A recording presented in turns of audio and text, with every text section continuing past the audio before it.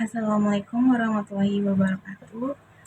Perkenalkan, nama saya Sarah Rizka Khairunisa dari kelas TI 22F dengan NIM 1271.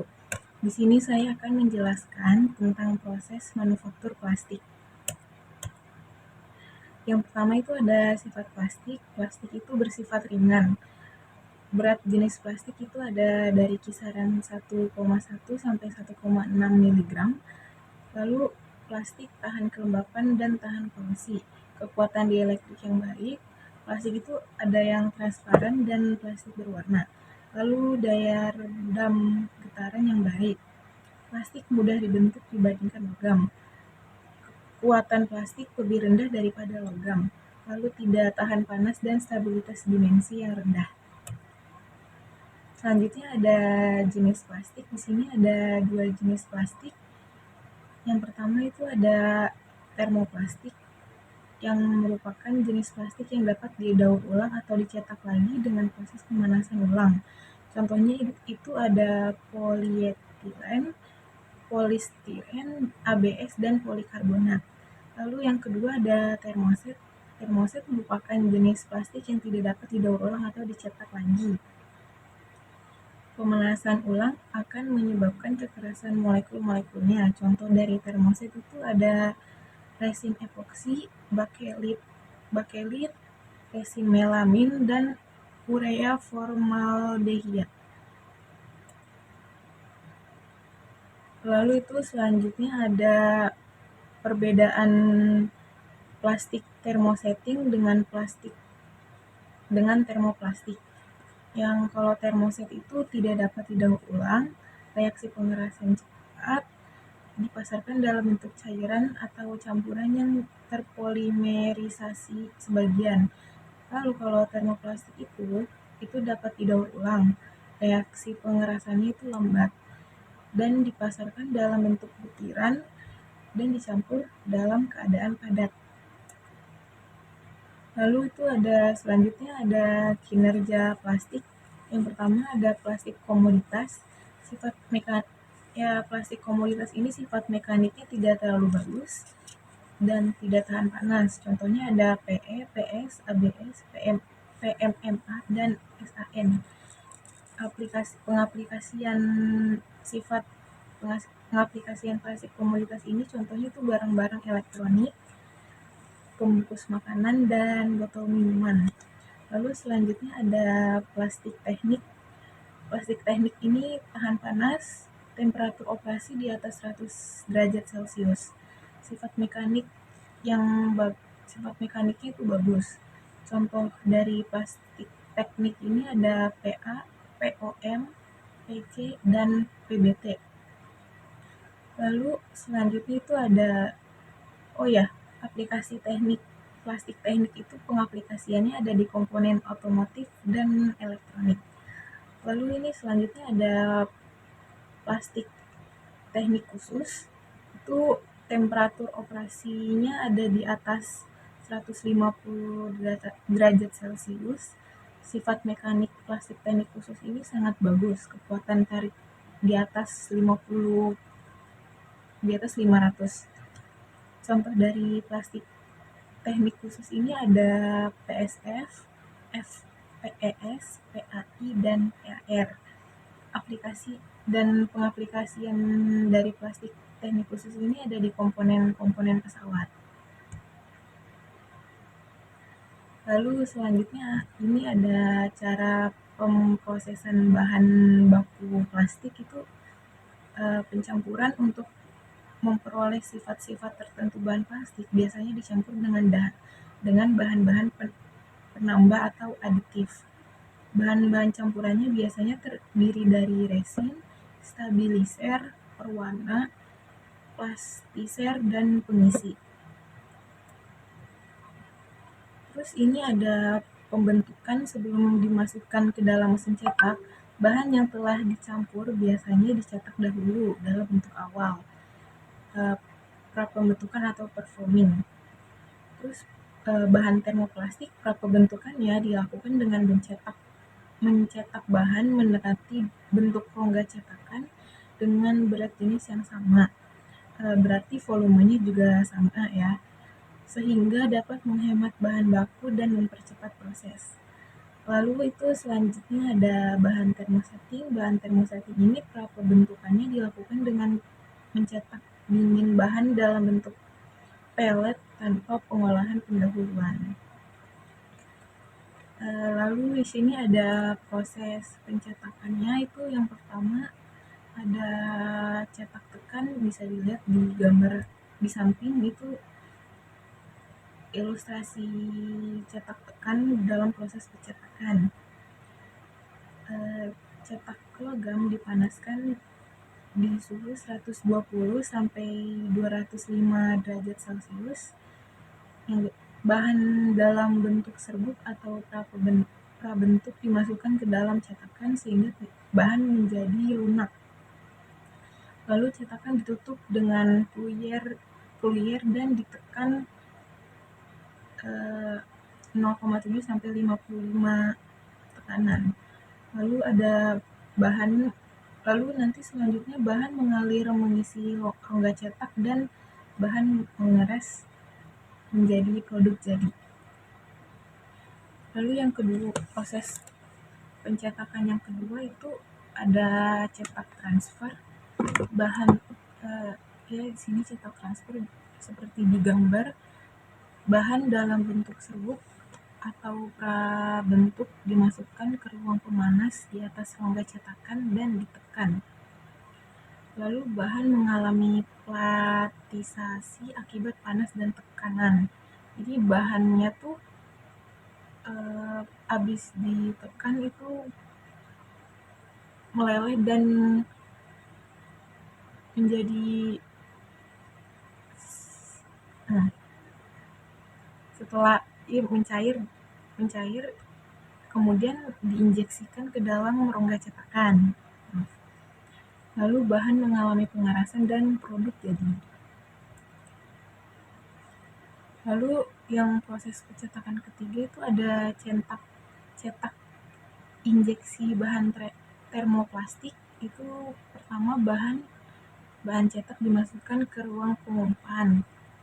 Ini ada ruang pengumpan yang bentuknya seperti corong. Lalu yang habis itu dengan gaya gravitasi bahan masuk ke ruang pemanas setelah melalui alat pengukur. Lalu akibat pemanasan dari 120 sampai 260 derajat Celcius, bahan mengalami plastisasi dan kemudian diinjeksikan ke dalam cetakan tertutup dengan tekanan cukup sebesar sekitar 200 MPa. Lalu produk cetak mengeras di bawah pengaruh pendinginan air.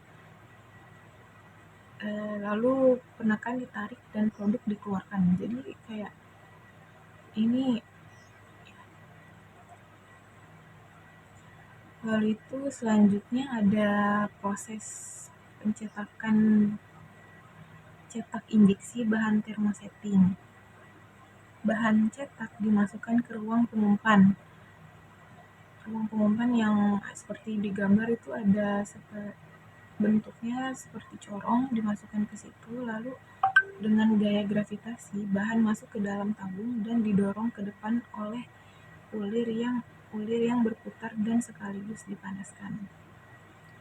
Terus akibat pemanasan, bahan di depan ulir mengalami plastisasi dan masih tertahan oleh puyer sampai jumlah bahan tertentu. Puyer turun dan ulir memaksa bahan memasuki ruang transfer. Lalu bahan ditekan memasuki ruang cetakan dan bahan mengalami pengerasan dan produk menjadi. Lalu itu selanjutnya ada jenis cetakan. Jenis cetakan itu ada cetakan tekan dan cetakan injeksi seperti yang tadi telah saya jelaskan. Cetakan tekan itu ada cetakan tangan. Cetakan tangan itu diisi dan dibongkar di atas bangku. Pada press terdapat sarana pemanasan dan pendinginan. Kalau cetakan semi otomatis itu terpasang dengan kokoh pada mesin press dan dipanaskan atau didinginkan oleh pelat. Terus pada waktu cetakan membuka, benda dikeluarkan secara otomatis dari cetakan jenis ganda atau tunggal. Lalu itu ada cetakan injeksi. Cetakan injeksi itu terdiri dari dua bagian, yaitu bagian terpasang, tetap, dan bagian yang dapat digerakkan.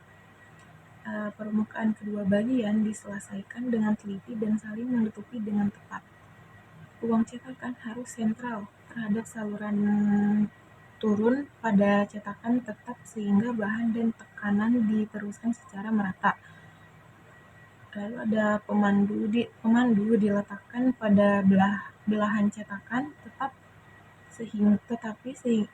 sehingga menjamin ketepatan gerak belahan yang satunya. Lalu terdapat saluran pendingin pada kedua bahan cetakan dan setelah didinginkan, bahan cenderung menyusut dan terlepas dari dinding cetakan sehingga mudah dikeluarkan. Lalu ada produk yang masih melekat pada inti belahan cetakan yang dapat bergerak dikeluarkan dengan mekanisme ejector.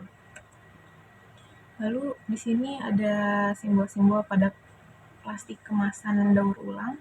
Yang pertama itu ada polis itu ada 7. Yang pertama itu PET, yang kedua HDPE, yang ketiga PVC, yang keempat ada LDPE, yang kelima itu PP, yang keenam PS, dan yang ketujuh itu yang lainnya. Ini yang pertama itu tanda logo daur ulang angka 1 atau PIT. Itu biasanya dipakai untuk plastik berwarna jernih atau transparan atau tembus pandang seperti botol air mineral, botol jus, dan hampir semua botol minuman lainnya. Botol jenis PET ini direkomendasikan hanya sekali pakai. Bila terlalu sering dipakai, apalagi digunakan untuk menyimpan air hangat, apalagi panas, akan mengakibatkan lapisan polimer pada botol tersebut akan meleleh dan mengeluarkan zat karsinogenik atau dapat menyebabkan kanker dalam jangka panjang. Lalu selanjutnya ada logo angka 2.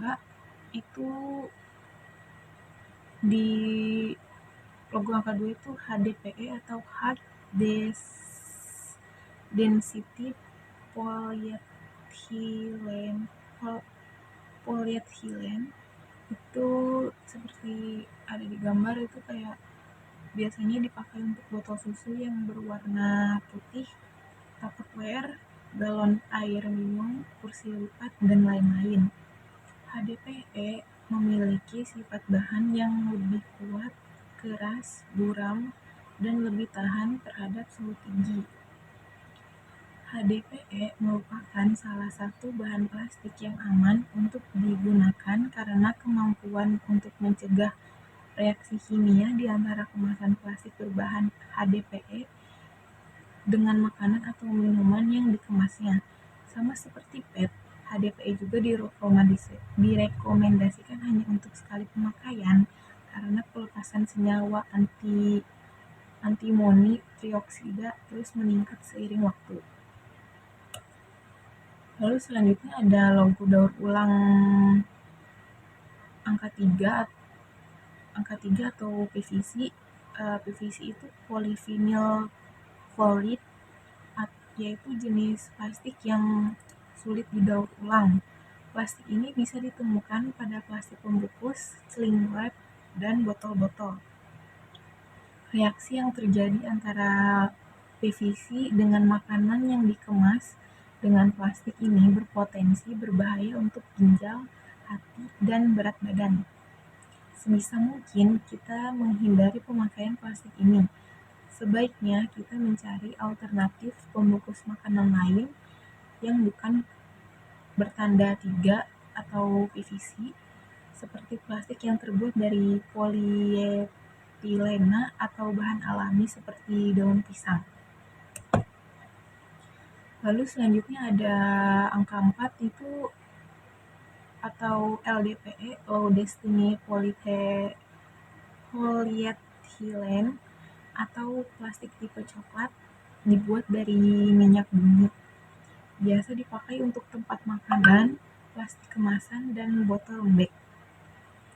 Sifat mekanis jenis plastik LDPE adalah kuat, agak tembus cahaya atau agak terawang, fleksibel, dan permukaan agak berlemak. Pada suhu di bawah 60 derajat Celcius sangat resisten terhadap senyawa kimia. Daya proteksi terhadap uap air tergolong baik, tetapi kurang baik bagi gas lain seperti oksigen. Plastik ini sulit dihancurkan, tapi dapat didaur ulang. Bahan ini baik untuk tempat makanan karena sulit bereaksi secara kimiawi dengan makanan yang dikemas dengan bahan ini. Lalu selanjutnya ada logo dengan angka 5 atau PP. PP itu adalah bahan terbaik untuk tempat makanan dan minuman. Ciri fisiknya adalah mengkilat,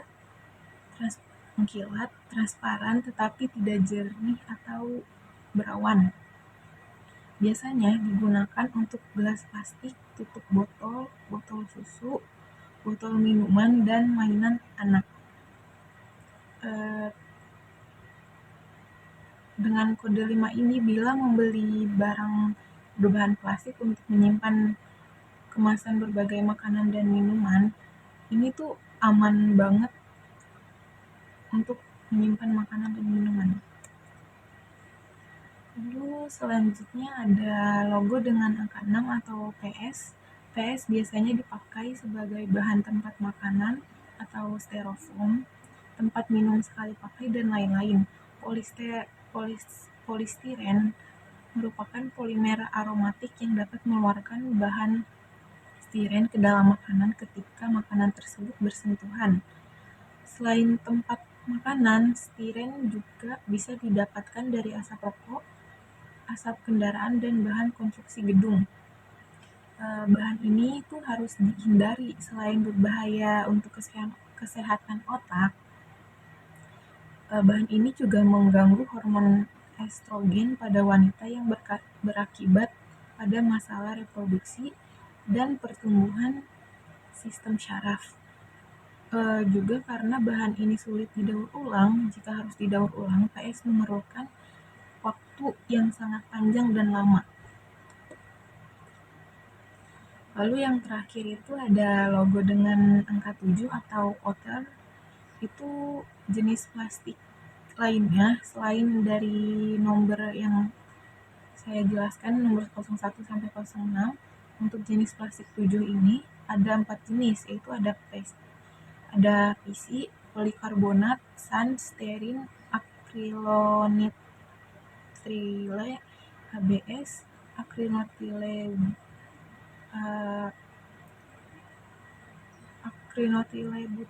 butadien, stiren, dan nilon. Logo dengan angka 7 dapat ditemukan pada tempat makanan dan minuman seperti botol minum olahraga, suku cadang mobil, alat-alat rumah tangga, komputer, alat-alat elektronik, dan plastik kemasan. Plastik jenis ini dapat ditemukan pada botol susu bayi, gelas anak batita dan balita, sippy cup, dan botol minum polikarbonat, dan kemasan makanan dan minuman termasuk susu formula. Mungkin segitu aja penjelasan tentang proses manufaktur plastik. Sekian dan terima kasih. Wassalamualaikum warahmatullahi wabarakatuh.